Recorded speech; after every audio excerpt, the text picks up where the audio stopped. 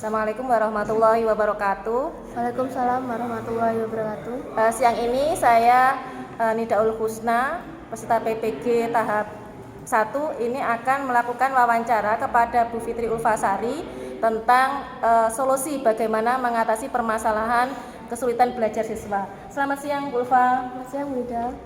Kali ini kita akan membahas tentang bagaimana solusinya untuk menyelesaikan kesulitan belajar pada siswa, terutama di pelajaran bahasa Indonesia ya Bu. Iya. Ya, kita langsung saja Bu. Yang pertama ini terkait dengan capaian hasil belajar siswa yang rendah. Itu kan ada beberapa hal yang menyebabkan kenapa belajar siswa itu rendah. Di antaranya adalah karena kondisi gurunya yang mungkin metode penyampaian pembelajarannya itu tidak sesuai dengan gaya belajar siswa. Kalau menurut Ibu bagaimana Bu? Iya. Ini bisa diatasi oleh guru dengan menggunakan berbagai metode mengajar yang berbeda-beda. Misalkan menggunakan metode project based learning atau problem based learning. Berarti terutama kalau untuk saya misalkan kesulitan di pembelajaran materi praktek, berarti menggunakan PJBL itu adalah salah satu solusinya ya Bu? Iya, bisa. Dengan project itu anak-anak mungkin akan lebih tertarik. Baik Bu. Kemudian ada juga kondisi yang menyebabkan siswa itu nilainya rendah adalah diantaranya siswa sendiri. Jadi kondisi psikologi siswa atau kondisi siswa yang bosan ya. Itu bagaimana Bu cara mengatasinya? Mungkin cenderung ini sih ditanya ke peserta didik tersebut mengapa mengalami kebosanan seperti itu. Nah, setelah itu nanti guru bisa memvariasikan dari segi kontennya atau bahan mengajarnya lebih menarik lagi. Ya, jadi dari guru sendiri yang harus bisa mengkondisikan peserta didik supaya lebih aktif dan mau belajar lebih dengan menambahkan konten-konten yang lebih menarik. Begitu Bu ya? Iya.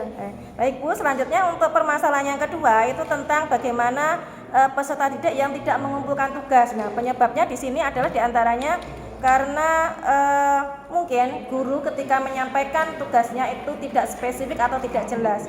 Kalau solusinya seperti ini bagaimana Bu? Kalau biasanya sih saya akan memberikan alur kegiatan, alur pembelajaran atau tahap-tahapan atau prosedurnya seperti itu. Bagaimana anak-anak bisa mengikuti pelajaran mulai dari tahap awal sampai tahap akhir. Jadi ada langkah-langkahnya ya, seperti langkah-langkah. pembuatan modul Bu ya? Oh iya, seperti modul itu harus memang dari tahap-tahapnya harus jelas. Baik Bu. Untuk berikutnya itu juga kondisi anak yang tidak menyebabkan dia mengumpulkan tugas itu salah satunya adalah karena dia tidak memahami instruksi ya, terus juga bisa jadi karena menggantungkan temennya kalau dengan tugas kelompok mungkin seperti itu. Bagaimana Bu cara mengatasinya? Ini memang guru perlu mengkonfirmasi ke siswa tersebut mengapa dia tidak mengumpulkan atau belum mengumpulkan tugas, karena bisa jadi ada beberapa faktor yang perlu diketahui oleh guru dan nanti perlu disampaikan ke anak atau diingatkan bahwa mengumpulkan tugasnya hari ini jam sekian. Nah, jadi cenderung pendekatan secara personal aja ke siswa tersebut dengan menggali faktornya, penyebabnya kenapa dia tidak mengerjakan tugas itu Bu ya? Iya. Jadi mengklarifikasi ke siswanya. Iya. Baik, untuk yang ketiga itu untuk peserta didik yang pasif ya atau diam. Jadi ketika pembelajaran dia itu bisa jadi karena mungkin gurunya ketika memberikan pelajaran kurang menarik, jadi dia tidak tertarik sehingga dia diam aja, misalnya seperti itu. Bagaimana Bu solusinya untuk kejadian seperti itu? Berarti ya lagi-lagi memang butuh berbagai macam metode atau media yang membuat siswa itu tertarik. Tapi sebelum itu memang kita perlu tahu dulu mungkin